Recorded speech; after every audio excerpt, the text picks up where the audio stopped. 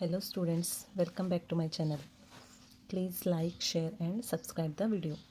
ಇವತ್ತು ನಾವು ಗುಣಾಕಾರದ ಬಗ್ಗೆ ನೋಡೋಣ. ಲಾಸ್ಟ್ ವಿಡಿಯೋದಲ್ಲಿ ಸಂಕಲನ ಮತ್ತು ವ್ಯವಕಲನವನ್ನು ನೋಡಿದ್ವಿ.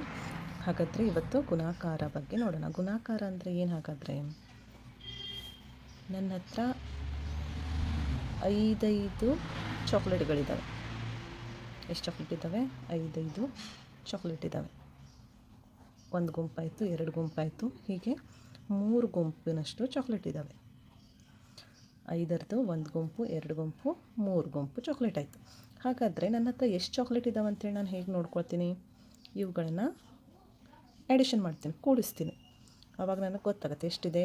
1 2 3 ಗುಂಪಿದೆ, 5 ಇದ್ದದ್ದು. ಹಾಗಾದರೆ 5 + 5 10, 10 + 5 15. ಇಲ್ಲಿ ನಾನು ಏನು ಮಾಡಿದೆ, ನನ್ನ ಹತ್ರ ಇರುವಂಥ ಚಾಕ್ಲೇಟ್ಗಳನ್ನು ನಾನು ಕೂಡಿಸಿ ನೋಡಿದೆ, 3 ಗುಂಪಿನಲ್ಲಿರುವಂಥ ಚಾಕ್ಲೇಟ್. ಇದರ ಬದಲಿಗೆ ನಾನೇನು ಮಾಡ್ತೀನಿ, ನನ್ನ ಹತ್ರ 5ರದ್ದು 3 ಗುಂಪಿದೆ. 5 ಚಾಕ್ಲೇಟ್ ಇದೆ ನನ್ನ ಹತ್ರ. ಎಷ್ಟು ಗುಂಪಿದೆ? 3 ಗುಂಪಿದೆ. ಹಾಗಿದ್ರೆ ಎಷ್ಟಾಯಿತು? 5 3 15. ಇಲ್ಲಿ ಏನು ಮಾಡಿದಾಗಾಯಿತು? ಸಂಕಲನದ ಪುನರಾವರ್ತಿತ ಕ್ರಿಯೆಯನ್ನು ನಾವೇನಂತ ಕರಿತೀವಿ? ಗುಣಾಕಾರ ಅಂಥೇಳಿ ಕರಿತೀವಿ. ಸಂಕಲನವನ್ನು ನಾನೇನು ಮಾಡಿದೆ? ಪುನರಾವರ್ತನೆ ಮಾಡಿದಾಗ ಏನಾಯಿತು? 15 ಉತ್ತರ ಬಂತು. ಅದೇ ರೀತಿಯಲ್ಲಿ ಗುಣಾಕಾರ ಅಂದರೆ ಏನು? ಹಾಗಾದರೆ ಸಂಕಲನದ ಪುನರಾವರ್ತಿತ ಕ್ರಿಯೆ ಅಂಥೇಳಿ ನಾವು ಹೇಳಬಹುದು.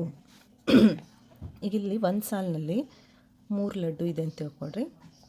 ಅದೇ ರೀತಿ ಇನ್ನೊಂದು ಸಾಲಿನಲ್ಲಿ ನಾನು 3 ಲಡ್ಡುವನ್ನು ಇಡ್ತೀನಿ. ಹಾಗಾದರೆ ಇಲ್ಲಿ ಏನಾಯಿತು? 3 ಲಡ್ಡುವಿನ 2 ಸಾಲಾಯಿತು. ಎಷ್ಟಾಯಿತು ಉತ್ತರ? ಹಾಗಾದರೆ 6.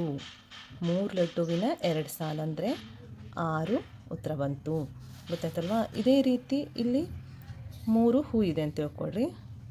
ನೆಕ್ಸ್ಟ್ ಲೈನ್ನಲ್ಲಿ ಇನ್ನೂ 3 ಹೂ ಇದೆ, ಇನ್ನೊಂದು ನೆಕ್ಸ್ಟ್ ಲೈನ್ನಲ್ಲಿ ಇನ್ನೂ 3 ಹೂ ಇದೆ. ಇವುಗಳನ್ನು ಹೇಗೆ ಬರಿತೀನಿ ನಾನು?